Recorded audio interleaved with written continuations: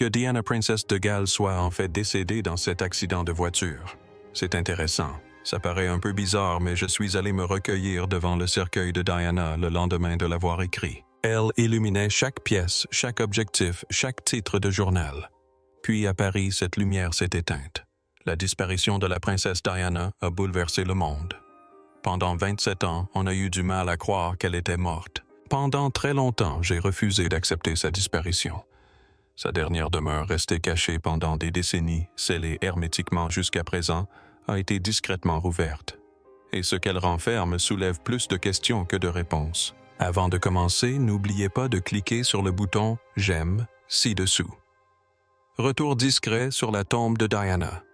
La décision de rouvrir la tombe de la princesse Diana a été prise après des mois de discussion et de pression non seulement de la part du public, mais aussi au sein des communautés scientifiques et juridiques. Il ne s'agissait pas d'une décision royale spectaculaire, mais d'une mesure motivée par des questions qui n'ont jamais vraiment disparu. Nous avons constaté, à travers la Grande-Bretagne et dans le monde entier, une immense tristesse. Une équipe indépendante d'experts médico-légaux sans aucune influence de la famille royale a été chargée d'examiner sa dépouille à l'aide de technologies modernes. Cette équipe était dirigée par le Dr. Amelia Carver, anthropologue judiciaire de renom ayant travaillé sur des affaires très médiatisées. Son rôle n'était pas de susciter la polémique, mais d'obtenir des réponses. Selon elle, il s'agit de vérité et d'exactitude, pas de sensationnalisme. Lorsqu'ils ont ouvert le tombeau, le cercueil doublé de plomb était dans le même état qu'il y a des décennies.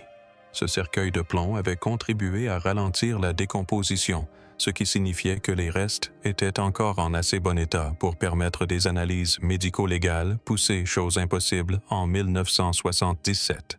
Grâce aux outils actuels, les enquêteurs ont pu étudier ces blessures avec beaucoup plus de précision. La plupart de leurs découvertes corroboraient les rapports initiaux. Diana souffrait de multiples fractures d'hémorragie interne et d'un traumatisme contondant, autant de lésions typiques d'un grave accident de voiture. Mais l'équipe a ensuite relevé quelques incohérences. Certaines blessures semblaient incompatibles avec les détails connus de l'accident. Quelques-unes portaient des traces d'impact postérieur, et non postérieur. Cela suggérait un possible déplacement, voire une manipulation après l'accident. Et puis un autre élément troublant est apparu des informations manquantes dans le dossier médical de Diana après l'accident. Plusieurs entrées clés des dossiers hospitaliers étaient vierges ou avaient tout simplement disparu. L'équipe n'a pas tiré de conclusions hâtives, mais les questions se sont faites plus pressantes. Pourquoi ces dossiers étaient-ils incomplets? Pourquoi toutes les blessures ne correspondaient-elles pas à la version officielle? Il ne s'agissait plus de vagues rumeurs. C'étaient des indices concrets sous les yeux de scientifiques entraînés à déceler les incohérences. Lettre secrète. Parmi les objets enterrés avec la princesse de Galles se trouvait un petit coffret à bijoux. Rien de particulier à première vue, un simple écrin élégamment ouvragé. Pourtant, son contenu racontait une histoire plus poignante que n'importe quelle photographie ou rapport officiel. À l'intérieur, un morceau de papier jauni et fragile soigneusement plié comme s'il avait été dissimulé pour être protégé. L'écriture était indubitablement celle de Diana Fluid, empreinte d'émotion et de sincérité. Le message lui-même n'a jamais été rendu public, mais ceux qui l'ont vu affirment qu'il révélait un profond malaise émotionnel durant les derniers mois de sa vie. Diana était en proie à un profond sentiment d'isolement. Bien qu'étant l'une des femmes les plus photographiées au monde, elle se sentait invisible aux yeux de ceux qui comptaient le plus pour elle. Après son divorce avec le prince Charles, elle tentait de reconstruire sa vie. Elle voyageait, s'engageait dans des missions caritatives et nouait une relation avec Dodie Fide. Mais sous cette apparente sérénité, elle était épuisée et à vif. Ses amis la décrivaient comme de plus en plus anxieuse, se sentant épiée et hantée par le pressentiment d'un malheur imminent. Le mot trouvé dans la boîte laissait entrevoir cette peur. Diana était persuadée d'être visée sans pouvoir dire par qui ni pourquoi. Elle avait confié un jour à son avocat et à son majordome Paul Burrell que quelqu'un complotait pour provoquer un accident avec sa voiture. Paranoïa ou prophétie, le mystère demeure. Mais les émotions exprimées étaient bien réelles. La peur, la solitude et un appel désespéré à la sécurité dans un monde qui ne lui paraissait plus sûr. Cette lettre manuscrite enterrée avec elle résonnait comme un cri silencieux. Diana n'a peut-être rien pu faire pour empêcher le drame, mais elle a tenté de laisser une trace de ses sentiments afin que quelqu'un comprenne un jour que sa mort n'était pas qu'un simple accident de voiture tragique. C'était l'aboutissement de la peur de la pression et d'une femme qui savait au fond d'elle que le temps lui était compté. Des souvenirs l'ont accompagnée dans sa tombe. Lorsque la princesse Diana a été inhumée, le monde a pleuré une perte à la fois profondément personnelle et douloureusement publique. Mais sous la surface du deuil mondial se cachaient des détails intimes de petits objets délicats enterrés avec elle qui offraient un aperçu discret et poignant de son monde émotionnel durant ces derniers jours. Ce n'étaient pas de simples objets symboliques. C'étaient des fragments de son âme. Dans ses mains se trouvait un médaillon en or qu'elle chérissait, à l'intérieur de minuscules photographies de ses deux fils, William et Harry. Ce médaillon n'avait pas été choisi au hasard. Il symbolisait tout ce pourquoi Diana s'était battue son amour pour ses garçons, son instinct protecteur et sa détermination à leur offrir une vie chaleureuse et empreinte de compassion, loin de la froide formalité des traditions royales. Son lien avec eux s'était encore renforcé après sa séparation d'avec le prince Charles, et le médaillon était comme une dernière étreinte. Une mère gardant ses enfants près d'elle-même dans la mort. Un autre objet placé près d'elle était un petit pendentif en cristal gravé des mots « Crois toujours ». À première vue, il semblait anodin, mais pour Diana, qui avait passé la majeure partie de sa vie adulte sous les feux des projecteurs, elle représentait bien plus. C'était le symbole de sa force tranquille, de sa capacité à endurer le chagrin, la trahison et la pression médiatique incessante, tout en gardant espoir. Diana avait un jour déclaré vouloir être la reine du cœur des gens.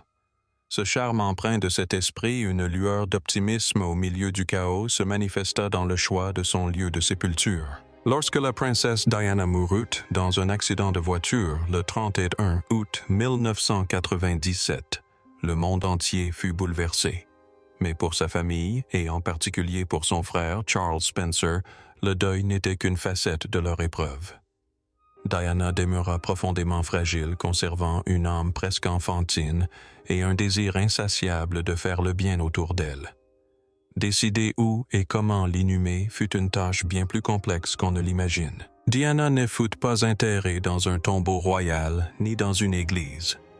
Charles décida plutôt qu'elle reposerait sur une petite île au milieu d'un lac sur le domaine familial d'Althorp, là où elle avait grandi. Mais cette décision n'était pas seulement motivée par l'esthétique ou les souvenirs d'enfance. Il s'agissait aussi de sécurité, d'intimité et de paix. L'émotion et le chaos régnaient en maître. Charles a déclaré plus tard à la BBC « J'étais très inquiet quant à l'endroit où nous pourrions l'enterrer en toute sécurité. » Il craignait que les gens ne viennent trop souvent se recueillir sur sa tombe, voire pire, la profaner. Il a donc choisi Oval Lake, une île paisible entourée d'eau et d'arbres. Pour les funérailles, un pont a été construit pour transporter le corps jusqu'à l'île. Il a ensuite été démonté afin d'empêcher quiconque de l'emprunter. Charles a expliqué que le lac fait office de barrière. L'eau et le sol boueux rendent la tâche difficile.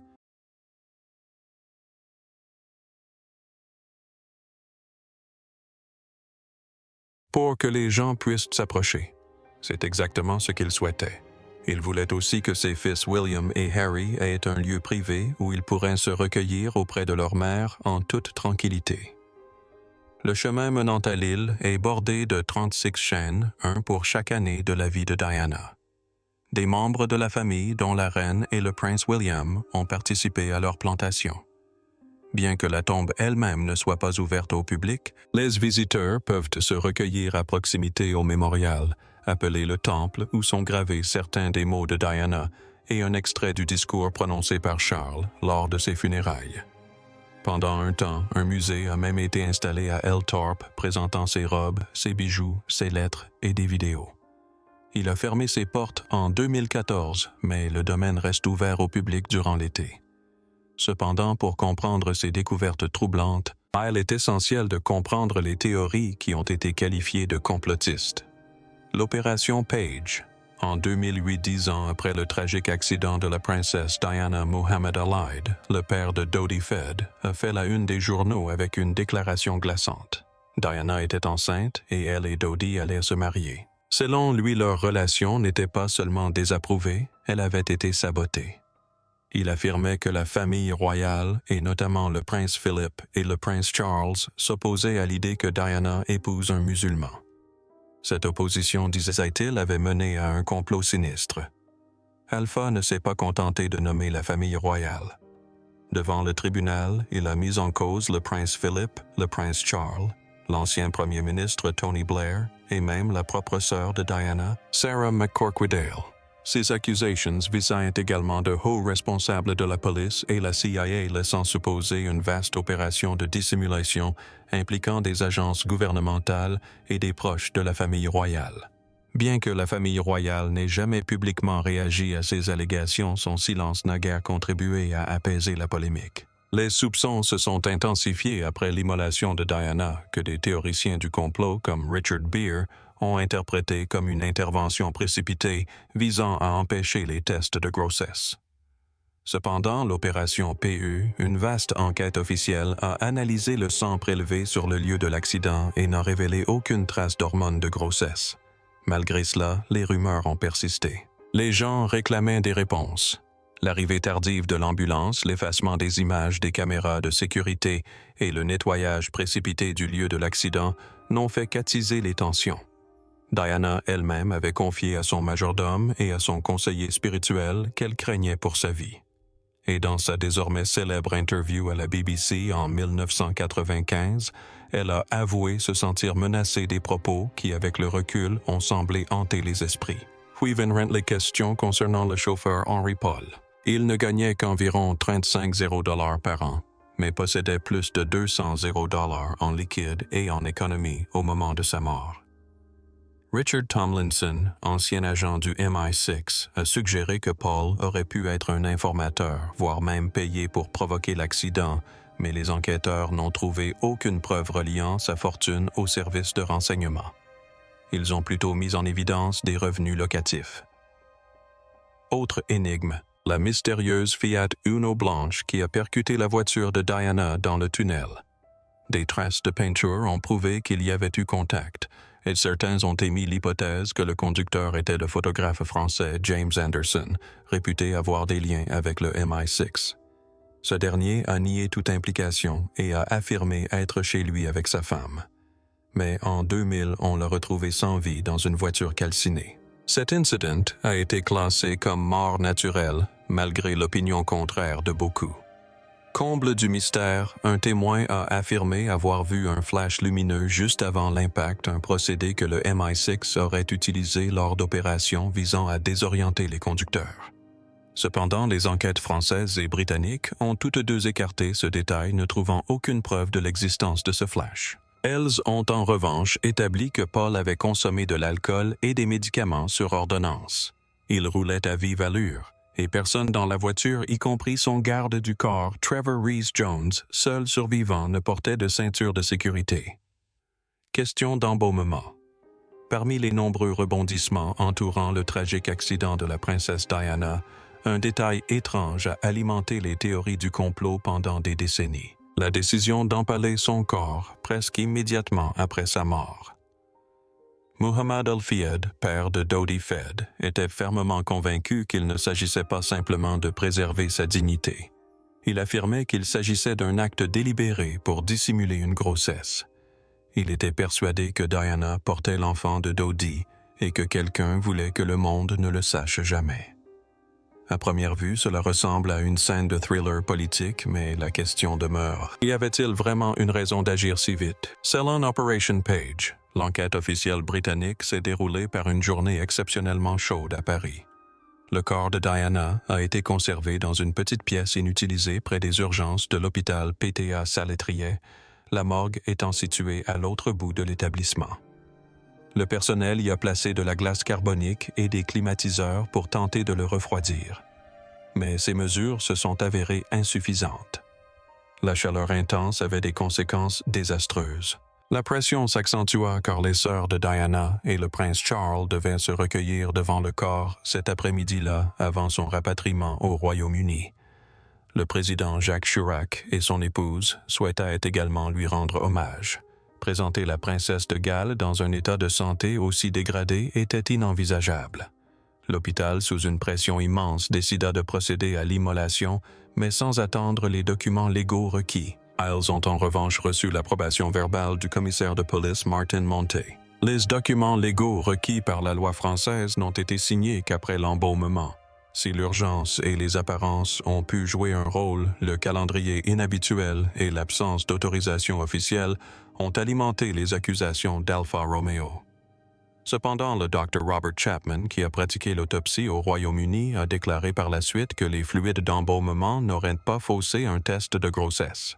Si Diana avait été enceinte, des signes physiques auraient été visibles au niveau de son utérus ou de ses ovaires. Or, aucun n'a été trouvé. Néanmoins, la question ne se limite pas à la biologie. Elle concerne aussi le timing.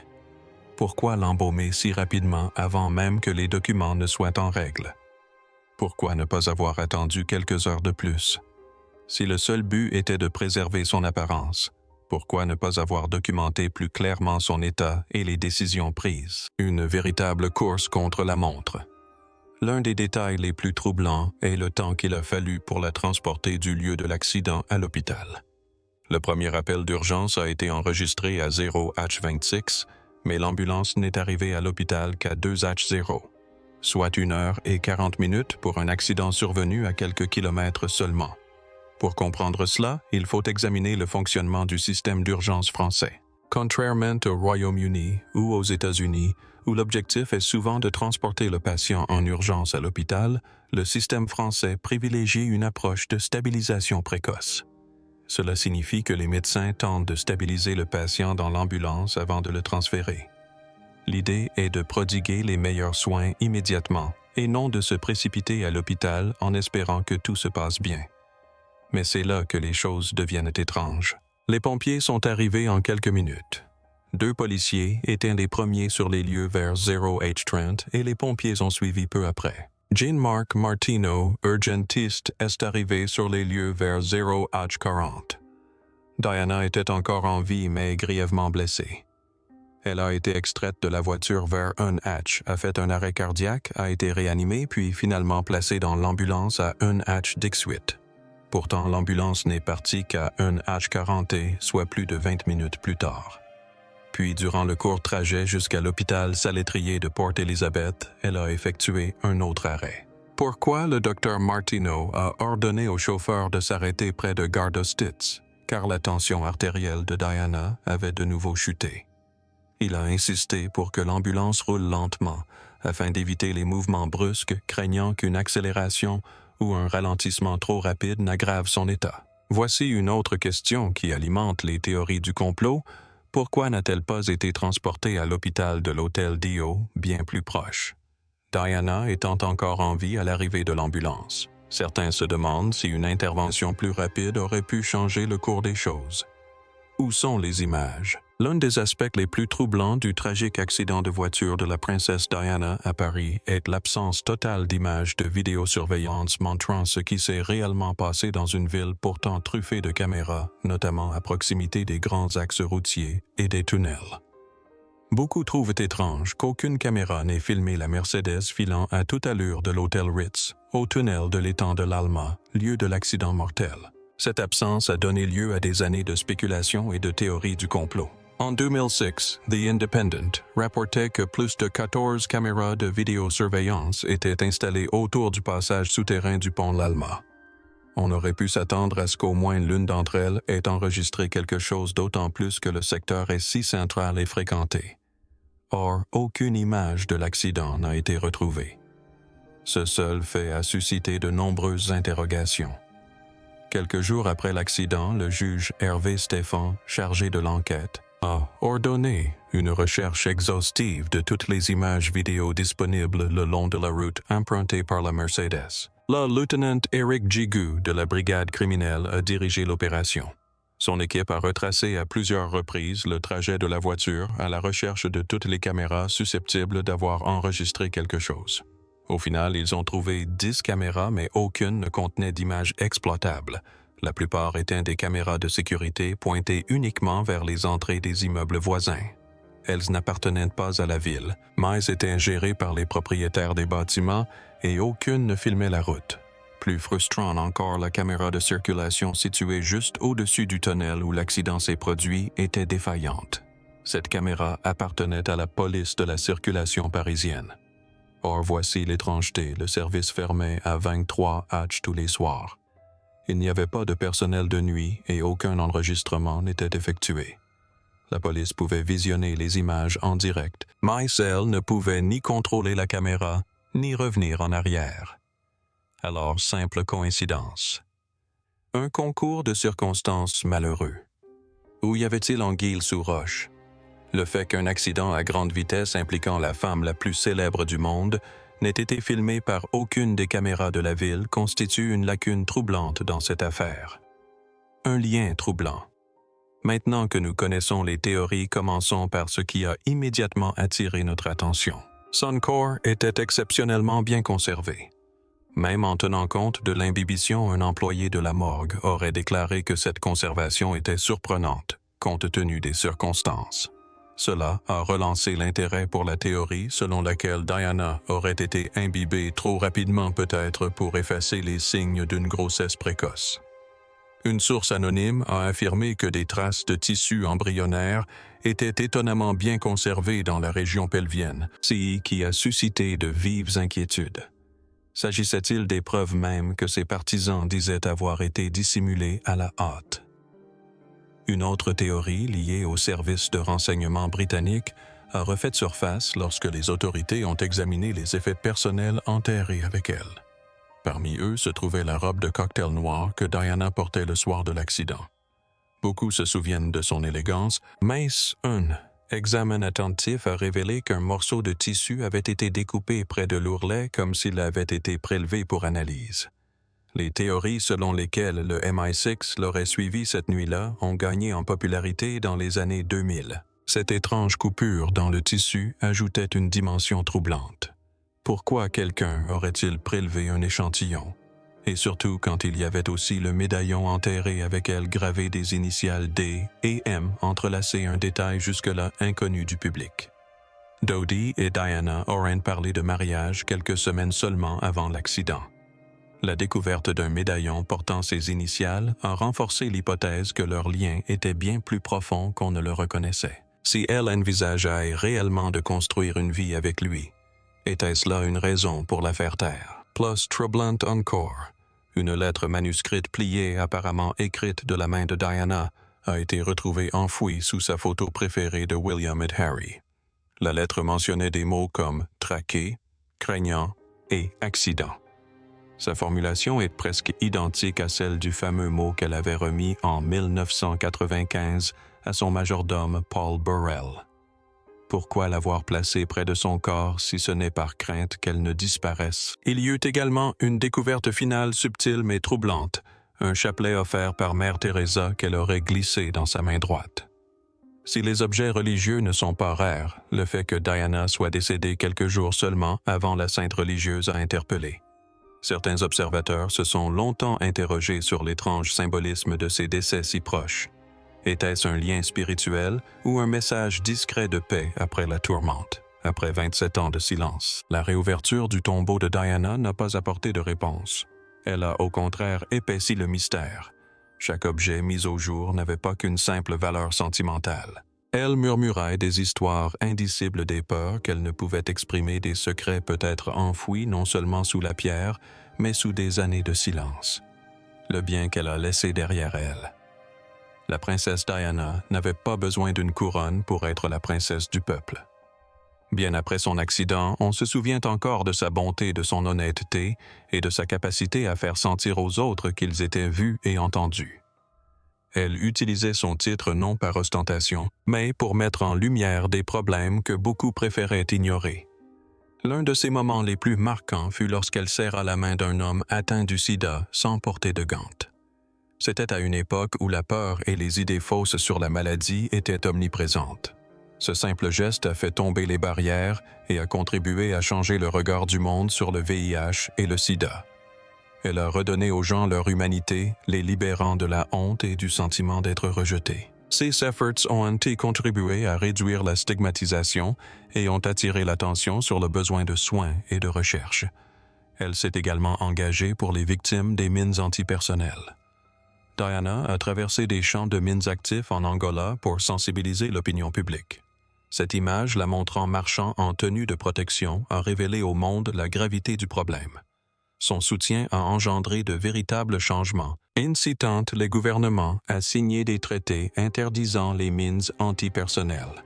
Elle ne se contentait pas de parler des problèmes.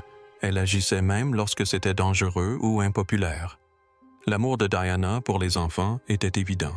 Elle visitait les hôpitaux, prenait dans ses bras les jeunes patients et s'asseyait avec eux sans se soucier des apparences.